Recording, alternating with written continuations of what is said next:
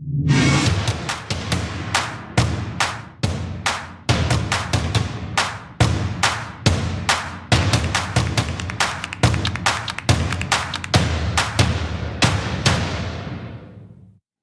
everybody and welcome back to the Damage Report. It's a Tuesday, it's also a really big day. We got way too much, so if you wanna know what we're gonna cover, just watch the whole thing and you'll figure it out. So we're gonna launch right into it. As is too often the case, calls for someone in America to go home or go back to your country ended in violence. Police in Milwaukee on Monday were investigating an attack on a Hispanic man as a possible hate crime after the victim, who was severely burned on his face and neck, reported that his attacker threw acid on him and told him to, quote, go back to your country. Video is available to that. I see no newsworthy purpose in showing it to you, but just understand that this is not some sort of crazy allegation. It is videotaped, and he is clearly physically affected by this horrific attack. You can see, if you want more details in the New York Times, I'll show you a screenshot. They have information, including a few quotes from Mahood, who was the individual who was attacked, who was, of course, as is again so often the case, a US citizen, but it doesn't matter. Doesn't matter what a person's immigration status is, whether they're a citizen or not. These sorts of comments, let alone horrific violent attacks of this sort, are completely unacceptable. Mahood said that he was attacked by a white man who hurled racist insults at him, accused him of being an illegal before splashing the acid on him. And one has to wonder, how often do you walk around with battery acid? Seems kind of intentional at that point, like this individual was looking to attack someone.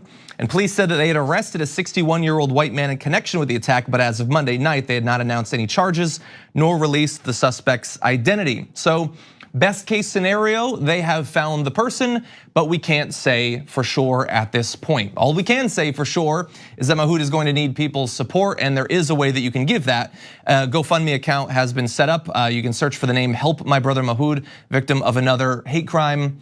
It has already exceeded its goal, but any support that you could offer, I'm sure, would be much appreciated by both him and his family. And look, this is a horrific attack, worthy in its own right of being covered. But we do need to put this in context, because no aspect of this, perhaps even including the battery acid, is unique to this particular case. This is something that we have seen before, that we will see again, that we've seen all too often.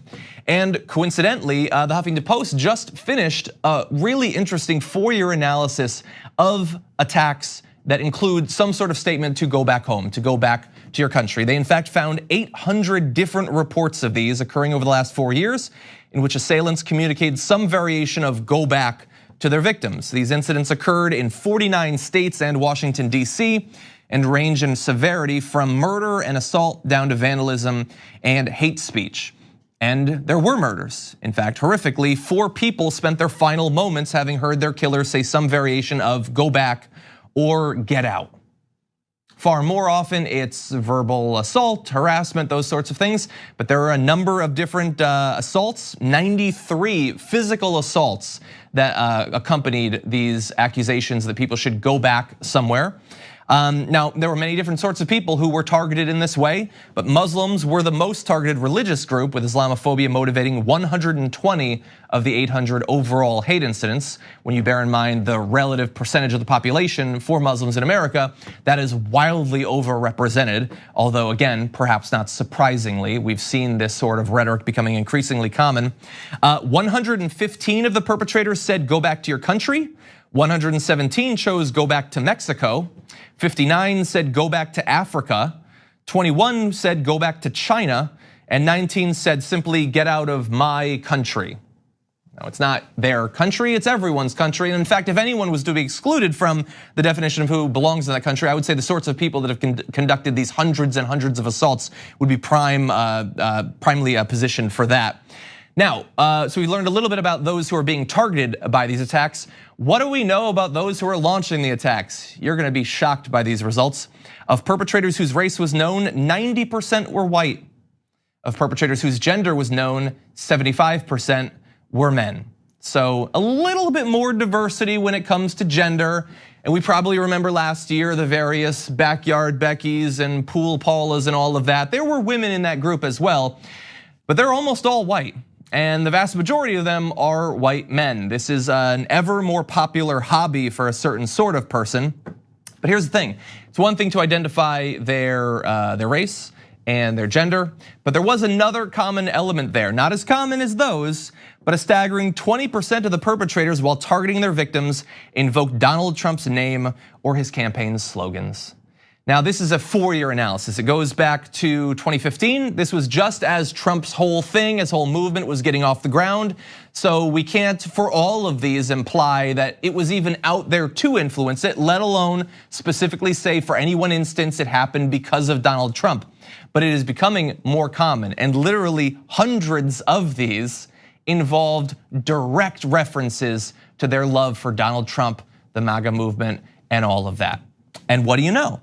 It seems to be linked pretty heavily to racism and also to violence as well. Today we have a new victim, Mahood, who is going to bear the scars for the rest of his life of this sort of hatred that isn't necessarily becoming more common. This sort of racism and attacks, that's been around since before America was America, and it's certainly not going anywhere if Donald Trump moseys on down that old dusty trail.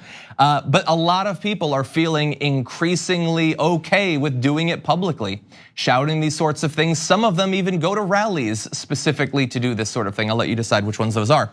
But this is a huge problem, not just for individuals, but for all of us to grapple with. How do we fight back against this? How do we gird ourselves for a fight that is going to take years at least, if not decades, for fighting back against these increasingly strong spasms of just outright enthusiastic and violent racism? So that's something to think about.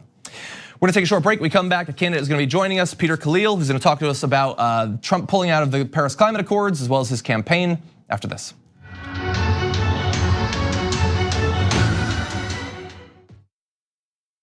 You know, old school's pitched to me from Jake. It'll just be me, you, Jesus, Ben, and maybe Michael. And we're like, okay, cool. I can do that every week. As you can see, me, Jesus, Ben, Jake. This is my problem with Forever 21. This is like a really cool turtleneck. Like, it looks nice, it looks soft, it looks professional. I can wear it to work.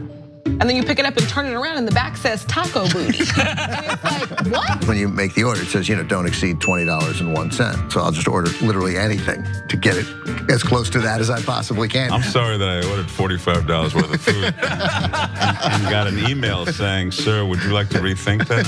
What are you talking about? And she was like, does mom know you curse that much? And I was like, I didn't curse at all in the movie. I played silent Bob. Yeah, right. If you're looking for a heart attack, the short way, baby.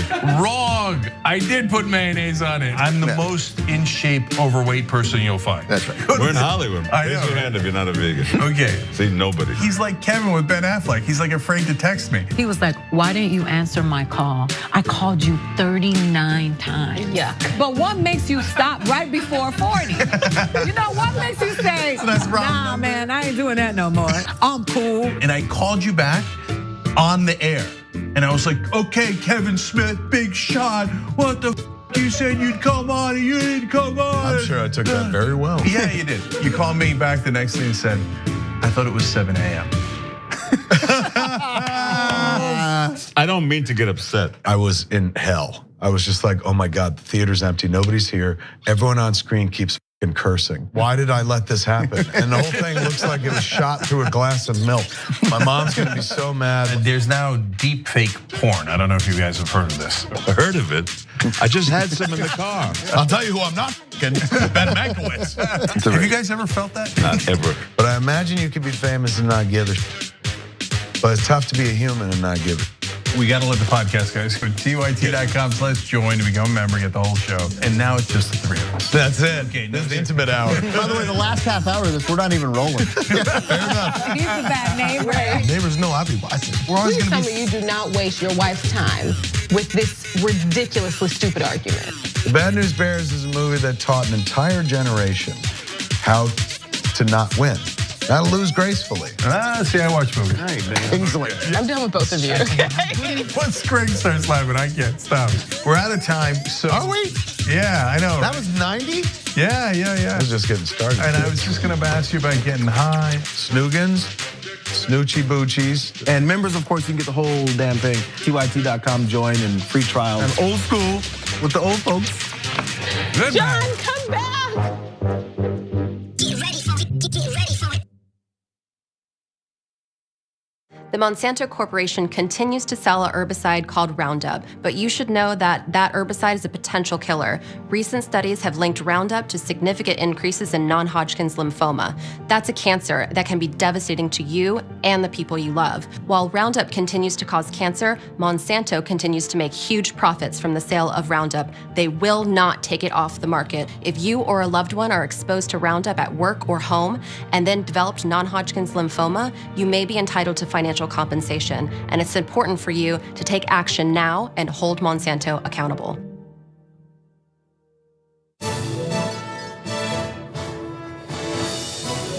Breaking news with Brett Ehrlich. This is Brett Ehrlich with Breaking News with Brett Ehrlich. Bernie Sanders wants to break Wall Street, and he wants to break it real bad.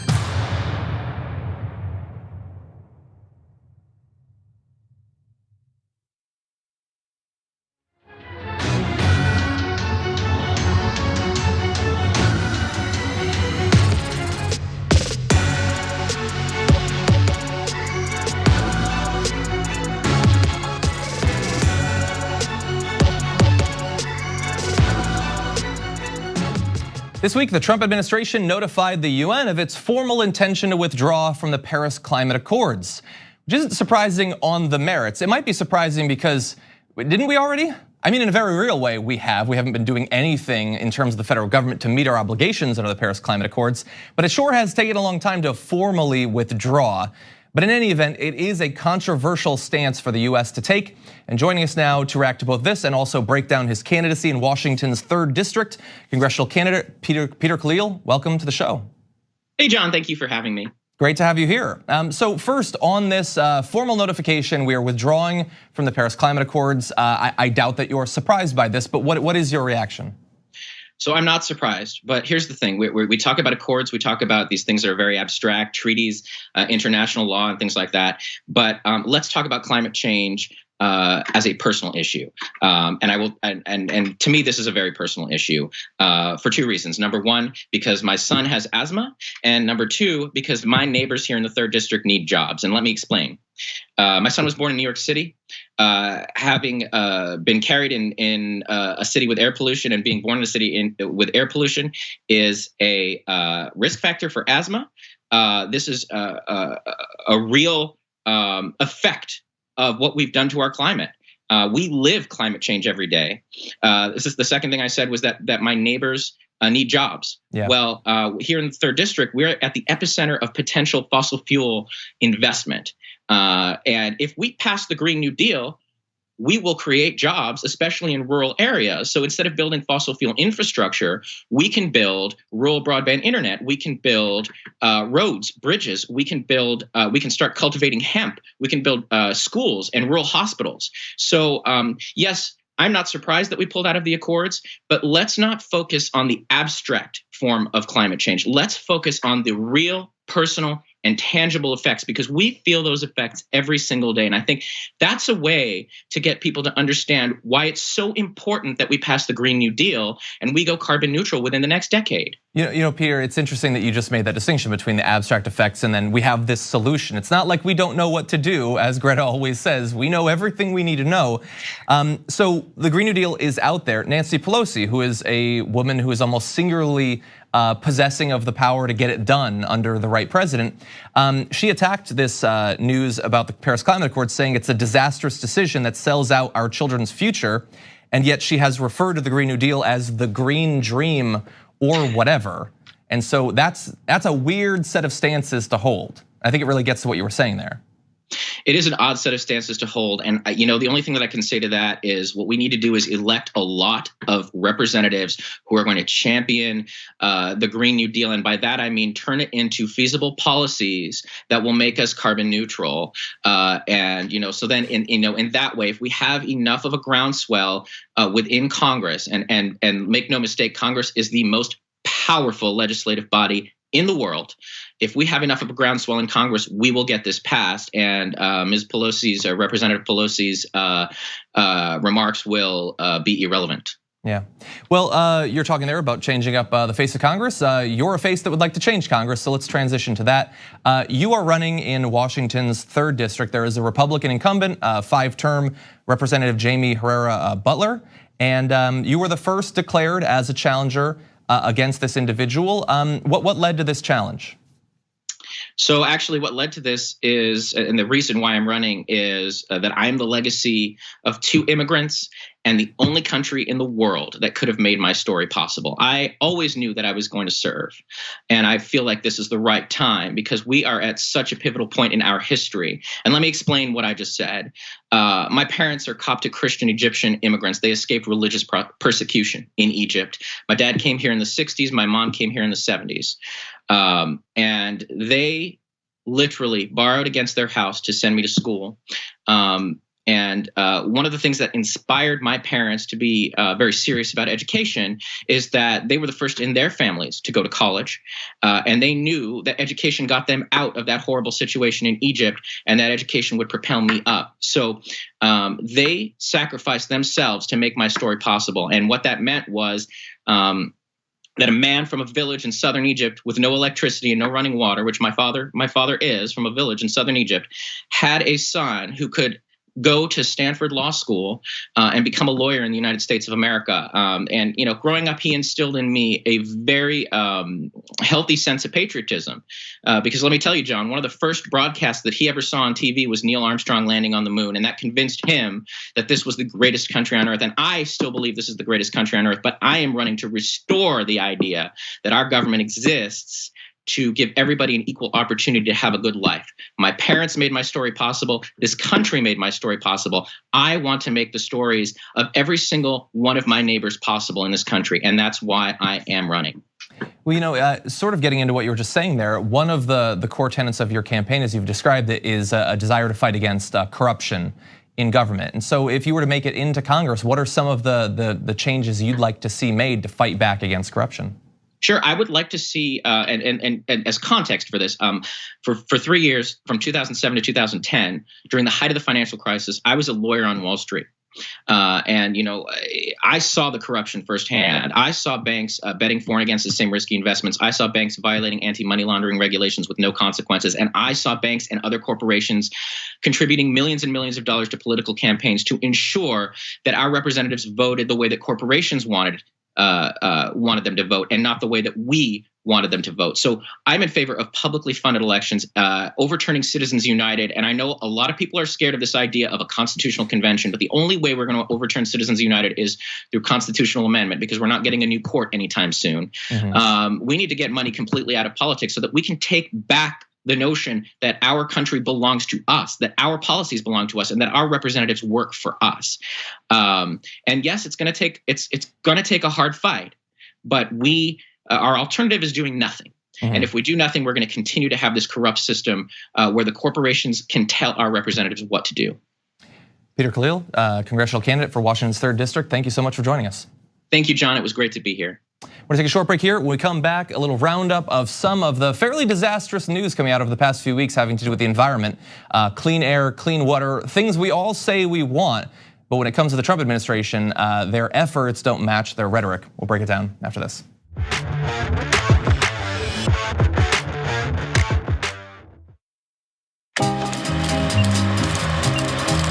We're gonna do a little thing we like to call Weekly World News. Weekly World News.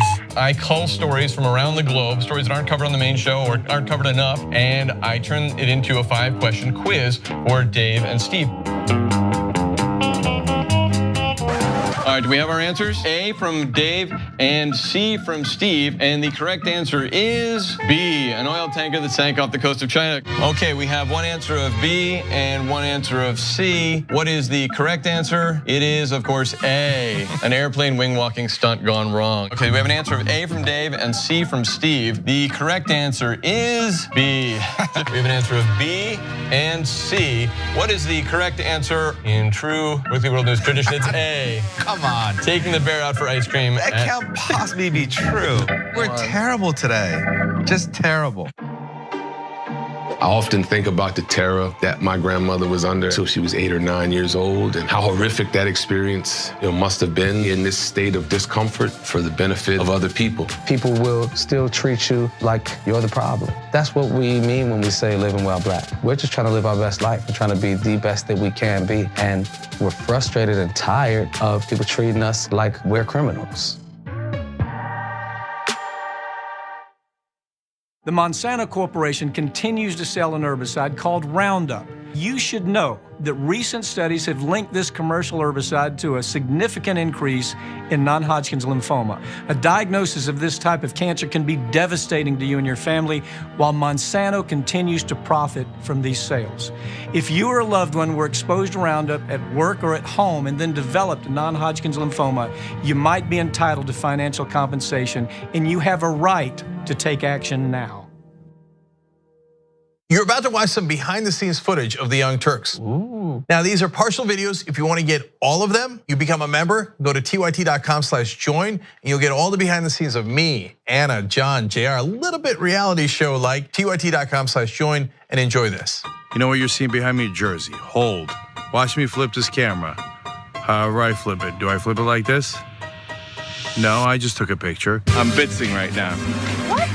Behind the scenes. Oh, okay. For members? I don't have my face on. She doesn't have her face on, folks. Oh, that's JR's ass right there. You can't take 5 minutes off, can you? No, I can't, Johnny Pie. I said it was live stream, but I was lying. It's not a live stream. It's just for members. Bitsy, this is my cat. You know what his name is? Kiki Cat. Animals are innocent. Control room and the insanity is obviously there. Right now, as you can see, I'm directing or tech directing. I'm so happy to be here. This is what like a Labor Day beard looks like for Jank. Man, you're a Young Turks viewer if you recognize me like this. Oh, thank you. You are the one person in my life I would love to meet. What's going on, guys? This is a Bitsy or a BTS or behind the scenes with Hassan Piker, AKA Woke Bay. Oh, hi, I didn't see you there. I have finished my show, The Damage Report, and now I get into a really awkward time of the day. When I'm sitting, the control room is right there. So I can see Bart. And this is the Pittsburgh office, by the way. I'll refer to often as the boiler room. You see how it's ripped? Is it super unprofessional to wear that at a business meeting? Or am I like cool, rebel? I just finished doing the power panel and I'm fired up. What do you do for TYT? Not a whole lot. If you're frantically tweeting at us that something's broken, thank you, because I'm fixing it. And thank you for being a TYT member. Super last thing, because there's always got to be a super last thing. Oh, that was disastrous. This has been behind the scenes, behind the scenes.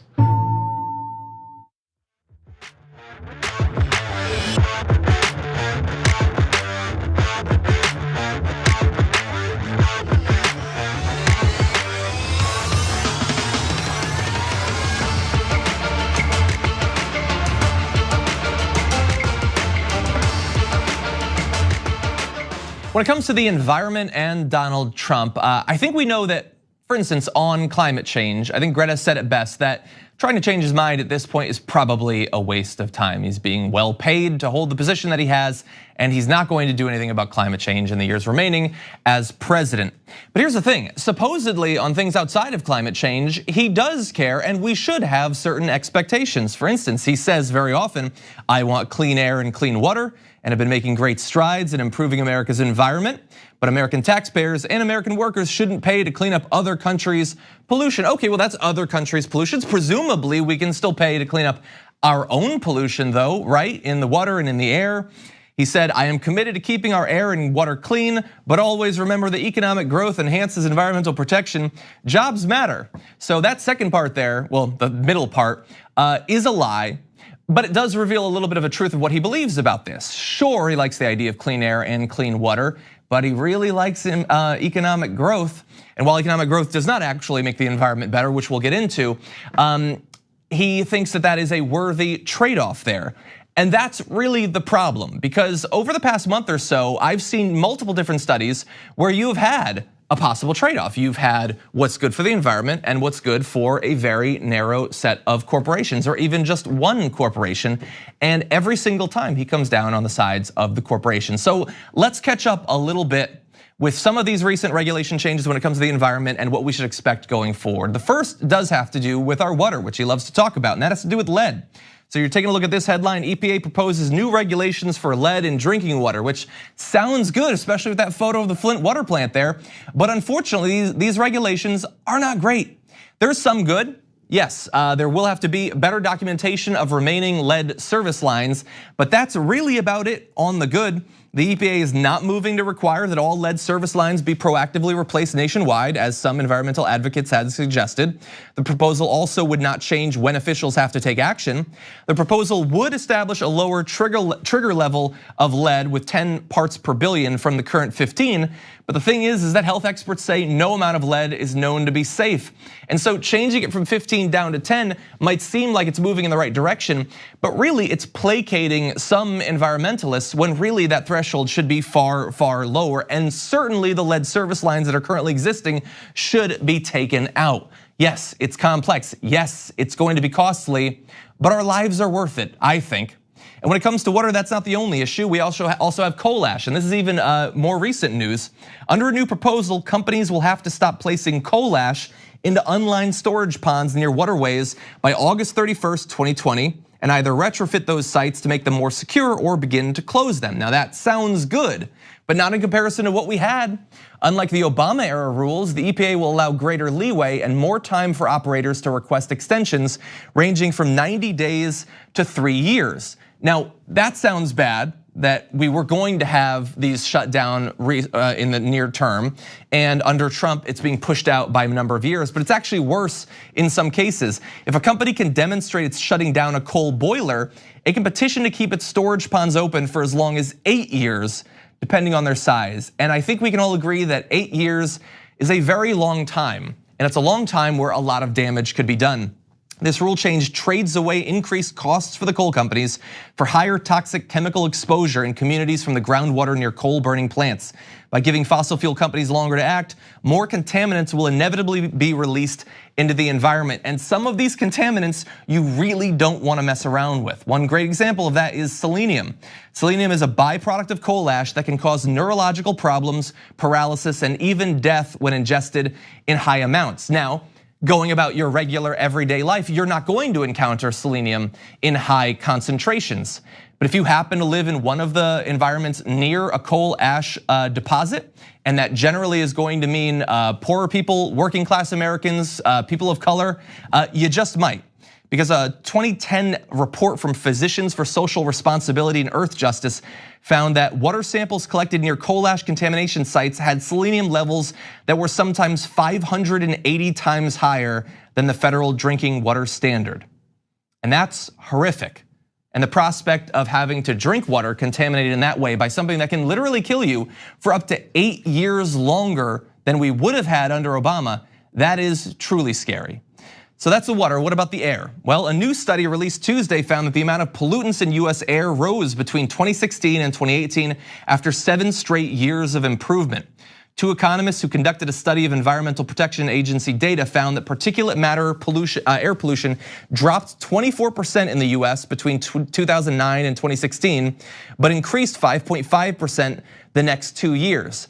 Now, there are multiple reasons for that. To be honest, it is a complex picture. You have things like increased economic activity leading to more trucks on the road. You have forest fires becoming more common, and you have regulation changes as well. So some of this is has to do with longstanding problems with our economy that need to be changed. The fact that for the most part our shipping, whether literal ships or trucks, is incredibly bad for the environment. And when the economy is doing well, it's even worse for the environment. Some of it has to do with wildfires, which of course are becoming more common as the climate warms up. So all the more reason to do something about it. You can also get less pollutants in the air, but then you also have regulation changes by the Trump administration that are very fast in how they operate. Within just a couple of years, you have this rise in air pollution, and that rise, 5.5%, that might not sound like a lot, but for thousands of Americans, it was pretty important because that increase was associated with 9,700 premature deaths in 2018 alone.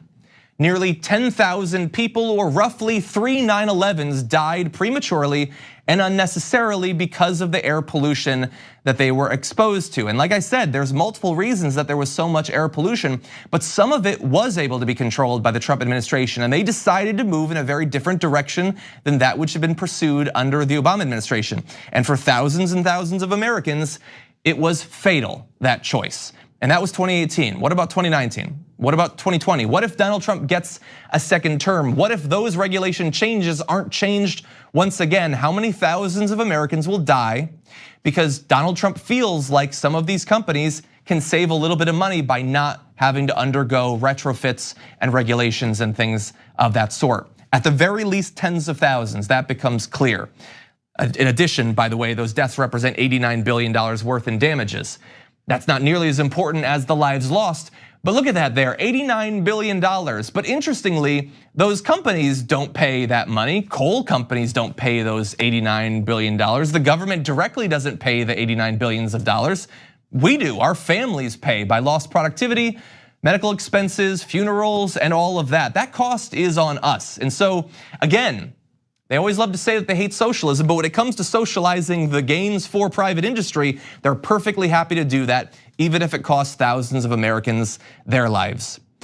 And then we return to climate change, because as I alluded to there with the air pollution, dealing with climate change could also help some of those thousands of Americans to not die. And we're doing this roundup of environmental news on a pretty important day, that day being the day that the US formally begins to leave the Paris Climate Agreement. Now, we knew that this was going to happen. He announced that he would do this before he became president. Soon after he became president, he said that he was going to pull out. It has apparently taken a while to get the formal gears going on this.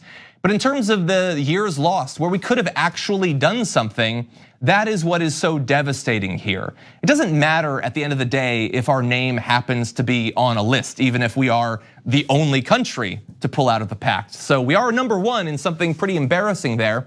What matters is the substance. What are we doing in terms of environmental regulations, in terms of subsidizing clean energy, in terms of fundamentally rethinking the way we ship products, the way we consume products, the way we power our homes and our businesses, and the ways that we power our cars as well? All of that needs to be rethought.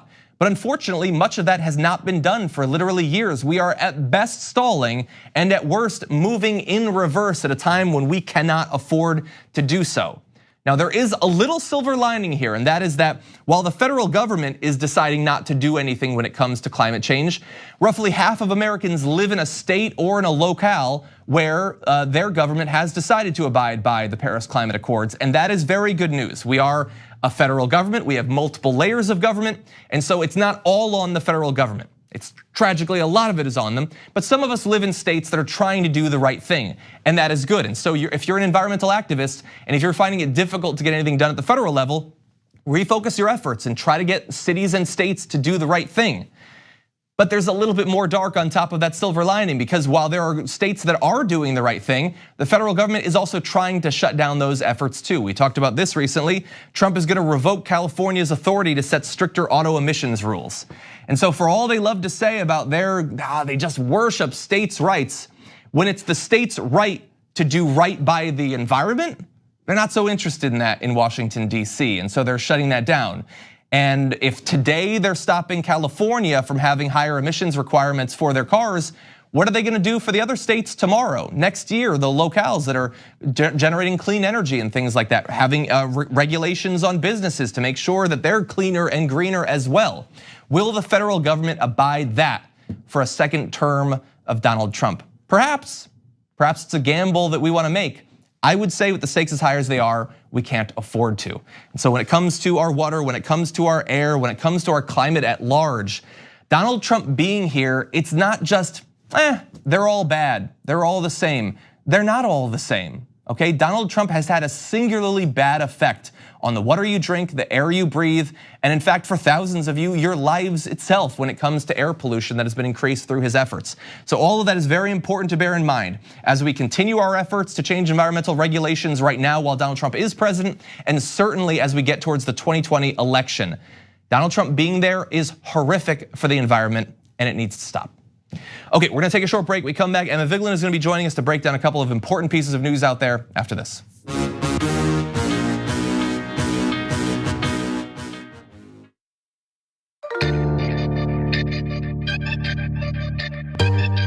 hard for what they have. And if you want more, you gotta do it yourself.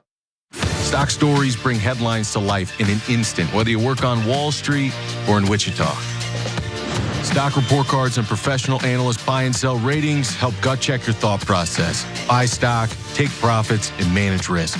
And the Idea Feed is your daily one-stop investment shop with videos that unpack today's money-moving headlines in under 3 minutes, because you need ideas, not lectures. And live in-app chat from when you want to talk to someone, but you don't actually want to talk.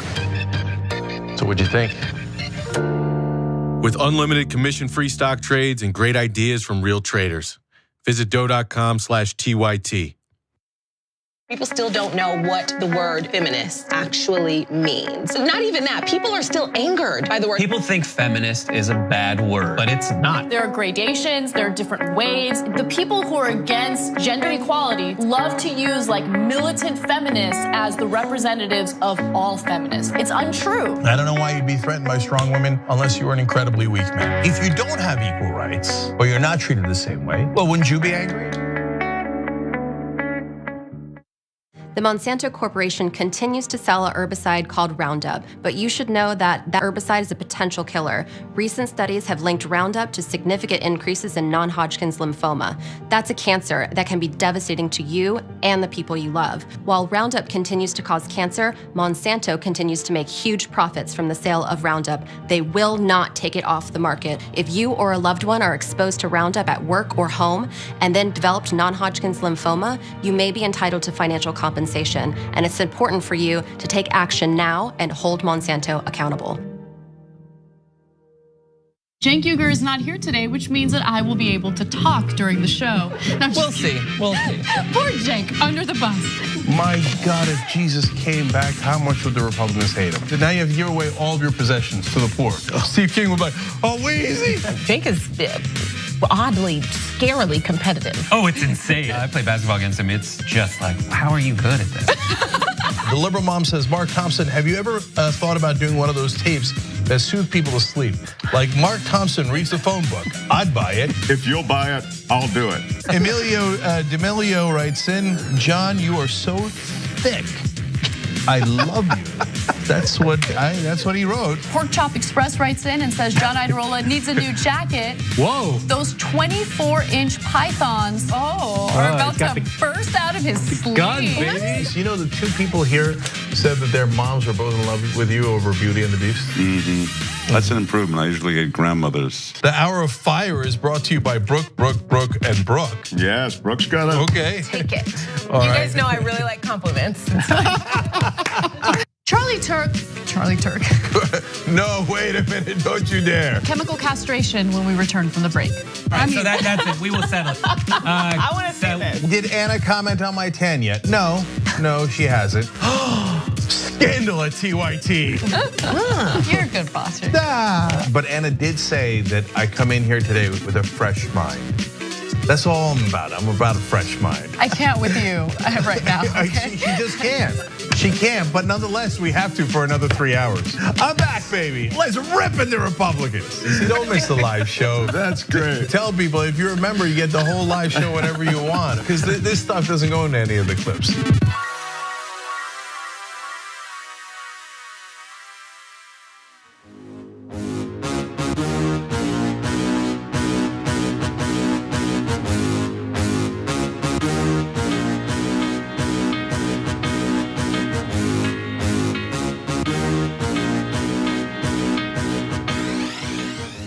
Pete Buttigieg has two weird takes on the Democratic primary. The first is that it is already down to just 2 people. And the second is that somehow he's one of those 2.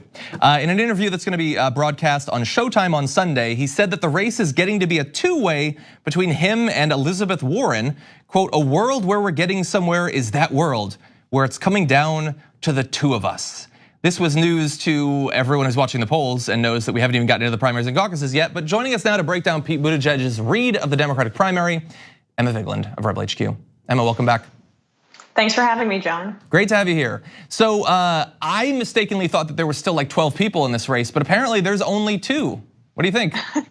Yeah, well, it takes a very specific kind of arrogance to believe that, and it's the same kind of arrogance that would propel a small town, college town mayor into the presidential race when he has really no experience. That is really a crystallization of the issues surrounding Pete Buttigieg, the many issues that I'm sure we're going to get into later in the segment. Yeah, and it's such wishful thinking. It's very Trumpian almost. It's like, I don't want to run against Bernie Sanders, so out of that part of the party, I'm going to choose Elizabeth Warren, and I'm going to pretend that Joe Biden is doing worse than he is, because shockingly, somehow Joe Biden is still doing well in the polls. So I'm just going to assume that I'm going to replace him, which is sort of forecasting what he really thinks about his position in the Democratic Party. But to believe that you can just skip past all this stuff. I honestly don't even know what the purpose of that quote is. It feels like, if anything, that's just going to lead to Joe Biden attacking him, if not the others. Yeah, and I'm sure that's really what his consultants are telling him, and he's just broadcasting it to the world, because he really does have that specific kind of arrogance that only certain white men possess. And nobody has that arrogance better than me. Nobody. Right. Nobody.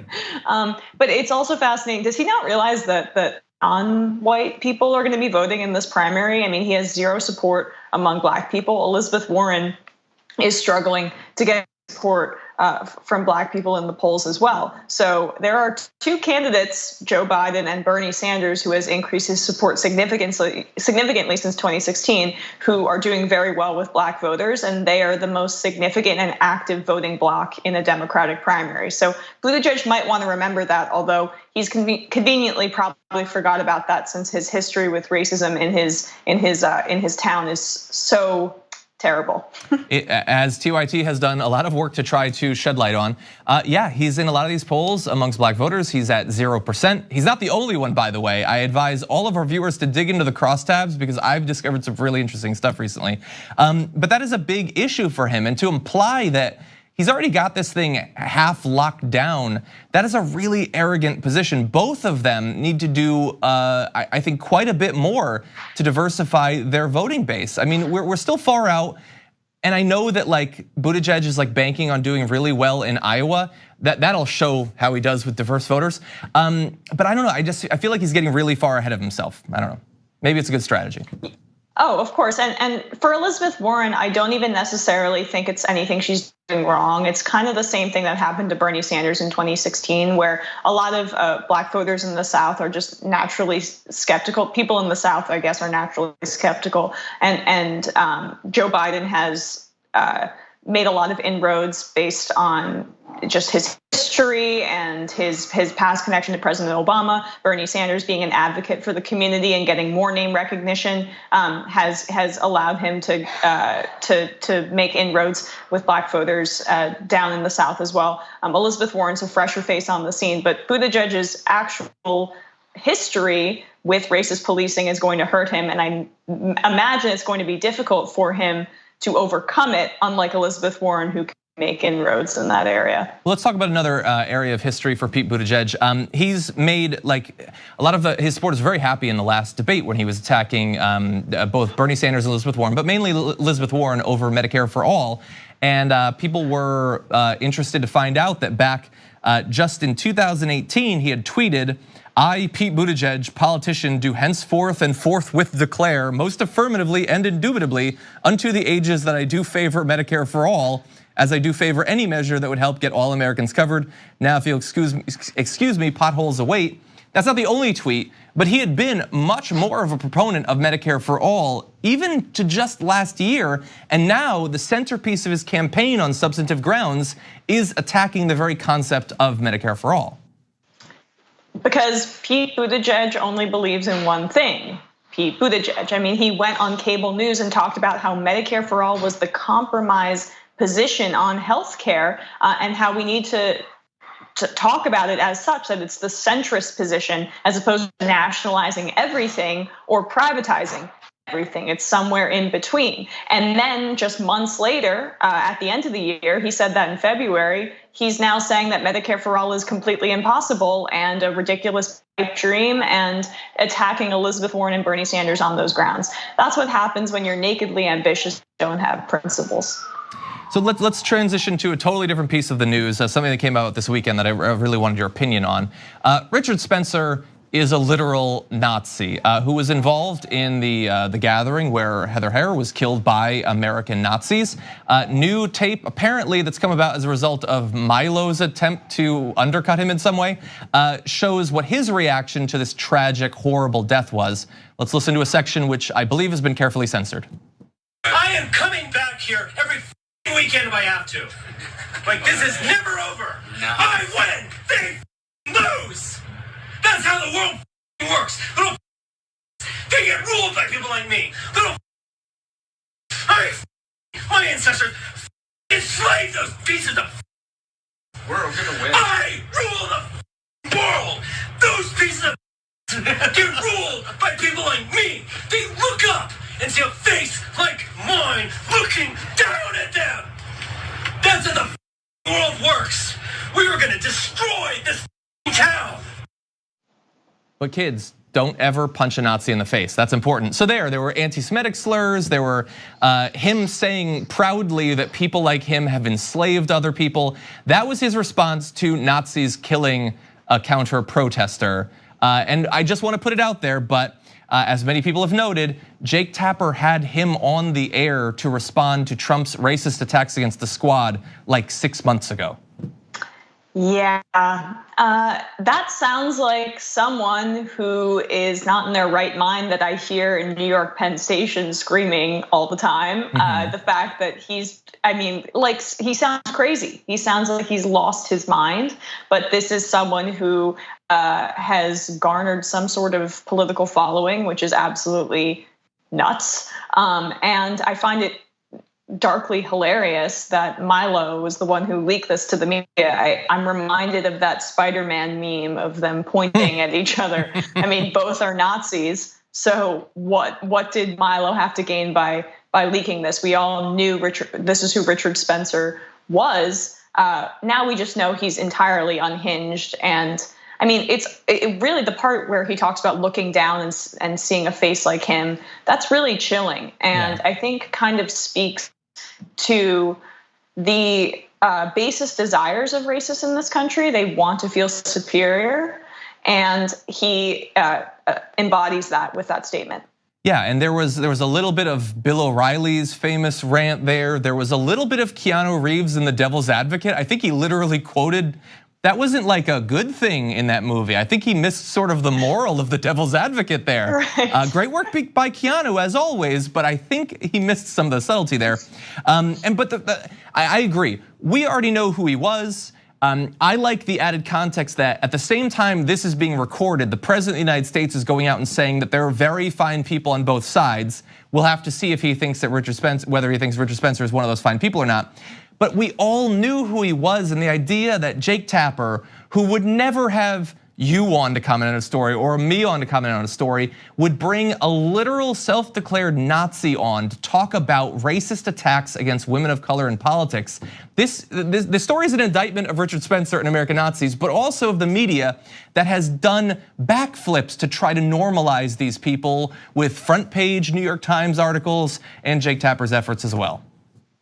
Yeah, it's this dark fascination with that side of the political spectrum, but this isn't showing both sides. This is elevating actual people who are in favor of genocide, and you have a journalistic responsibility to take that into consideration. Now, there's this obsession with showing both sides. Obviously, we've been frustrated with that at the Young Turks for a long time.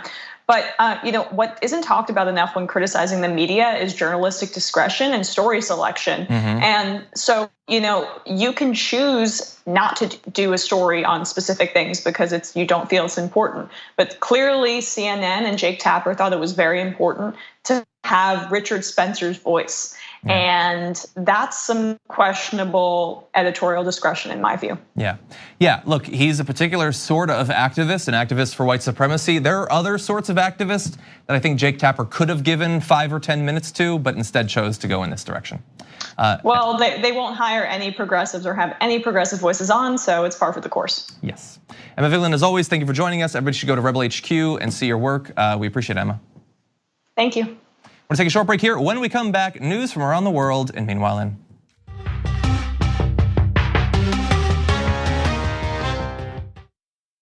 I'm Hassan Piker. Don't forget to follow me on Instagram at Hassan D. Piker and on Twitter at Hassan the Hun. And this has been The Breakdown. Was that good, guys? Okay, not enough hashtag use. Hashtag abs, hashtag model, hashtag woke bae. Hashtag one black friend. I'm thinking more rings. I got them here. You need more accessories, way more accessories. I don't know where to put it. Come on, throw these on. Woke bae, not sleep bae. More sexy too. When's the last time you posted on Instagram? Too long. Come on, man. No, you need to post at least once an hour. What's the outfit of the day today? Is this what you're going with? No. We need more accessories. We need. This doesn't have anything to do. It doesn't. For your gay audience, man. Yeah, the gays love you, man. Okay. What else? What else do I need to do? You haven't appropriated a culture in a week. We have like a kimono or something. Damn, that looks good on you, dude. Perfect. How many rings you got on? Do we have any more? I got 3 more. Yeah, can we get more rings on this? And when you're done, kiss the ring. Look at the camera. Kiss the ring. Maybe like a little wink. Islam's role in terrorism and all the Huffington Post articles weren't doing well. I wasn't. How many likes did our last outfit of the day picture have? Only like 100,000. So I think that's where your focus needs to be. I hear you on all the blah, blah, blah social issue. We need to focus on followers. Kids in Yemen. We don't care if you sleep at night. Dab, dab. Okay, I'll dab. There you go. More. Talk about yourself more. Yeah. I'm Hassan Piker. Don't forget to follow me on Instagram. Yeah, be more into it. Instagram is important for me. Americans losing access to healthcare coverage. I hear you. Attack Tommy more. I've done it so many. She shoots out of her living room now. It's like punching down now. We're okay with that. But it helps the brand. We made you. We got you verified. You're nothing without us. So I don't know what else I need to do here. Dude, just take off that shirt. That's exactly why Tommy Lauren is stupid. I hate you. I'm Hassan Piker. Follow me on Instagram. Hashtag woke bae. Hashtag woke bae. Please follow me.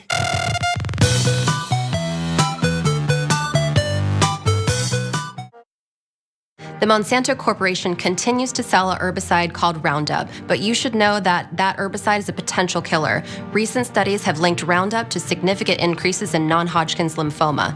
That's a cancer that can be devastating to you and the people you love. While Roundup continues to cause cancer, Monsanto continues to make huge profits from the sale of Roundup. They will not take it off the market. If you or a loved one are exposed to Roundup at work or home and then developed non-Hodgkin's lymphoma, you may be entitled to financial compensation. And it's important for you to take action now and hold Monsanto accountable. Cenk Uygur joins us. We are progressive and unapologetically so. Very happy to say that millennial and Gen Z generations are massively progressive along with us. Democrats, they've been so weak for so long. For God's sake, fight for your side. I would not like to compromise with Republicans. I would like to defeat them. Lynn, do you support Donald Trump? Yes, I like Donald Trump. Well, that's why we think you're racist. The 5 black kids in Central Park did not commit the rape. He said, who cares? Keep them in prison anyway. They probably did something.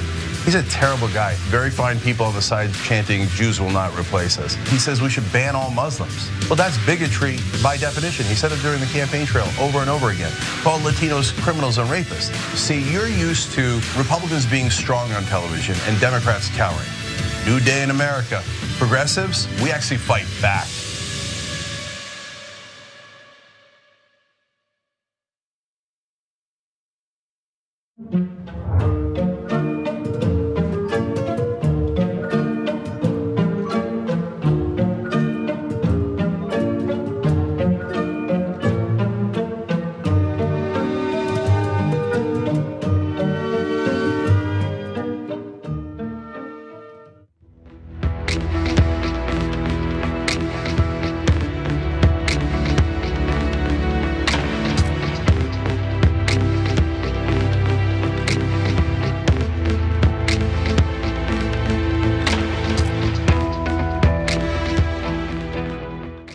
And now news from around the world, and meanwhile in.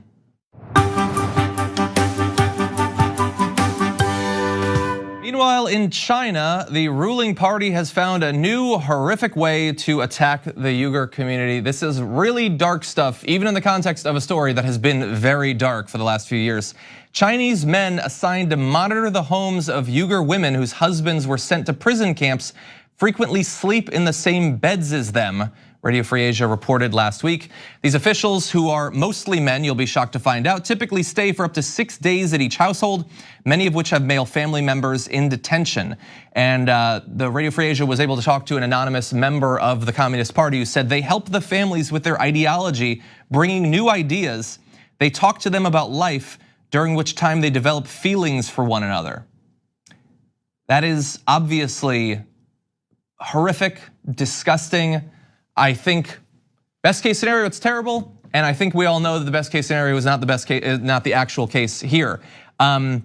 This is another aspect of the ruling party's efforts to effectively cleanse this entire community, to wipe it out in terms of locking up individuals, perhaps in other ways as well. Really dark stuff. And understand, if you are new to this story, authorities have detained at least 1 million Uyghurs in prison-like camps, euphemistically called re-education centers. Activists have likened the campaign to ethnic cleansing. And we're now finding out new aspects of that ethnic cleansing. One ethnic Kazakh Uyghur woman who fled a detention camp told Haaretz last month that she witnessed a gang rape and medical experiments on other prisoners. She said she was also subject to beatings and food deprivation because another prisoner hugged her. So not much information comes out about what's actually going on in this effort. When it does come out, it is invariably horrific information. This is something that the entire world should be paying attention to, and to the extent that they can, pushing for China to finally stop assaulting in so many different ways this community. But as of right now, they're apparently still experimenting with new horrors. Meanwhile,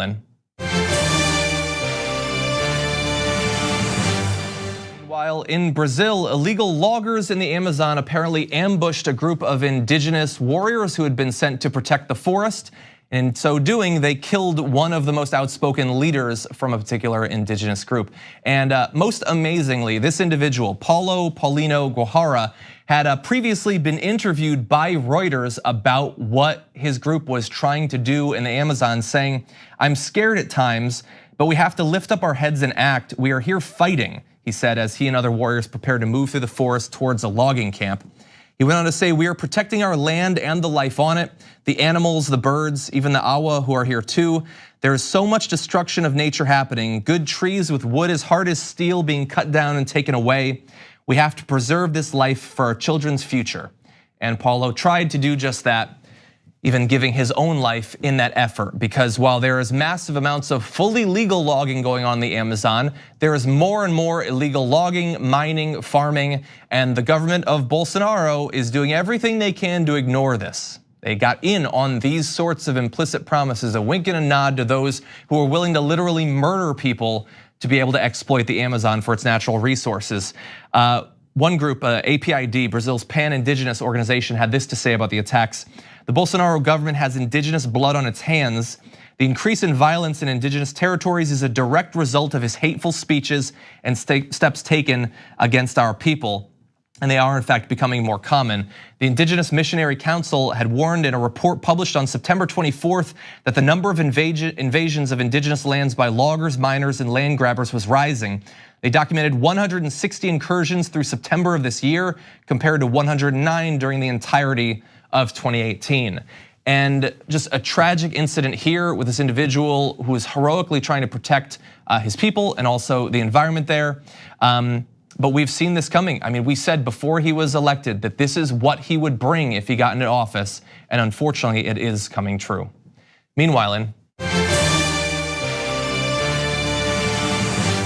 Meanwhile, in the German city of Nuremberg, they have this really interesting tradition. It's their Christmas market. It dates back to 1530, and their Christmas market is one of the oldest and most famous in the world, drawing about 2 million visitors to the Bavarian city every winter.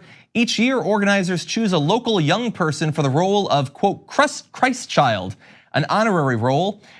This time, they chose an individual who was both a woman and also non-white, which seems like a good effort.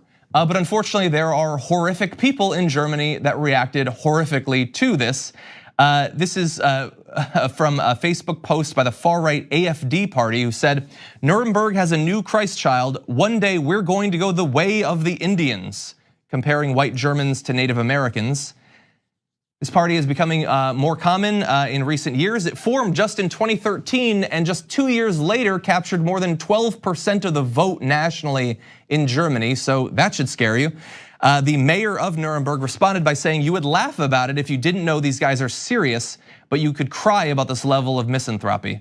And Benigna Munzi, who's the individual who is playing the Christ child in this case, reacted amazingly to the threats against her, saying, I am surprised by the positive responses I've received.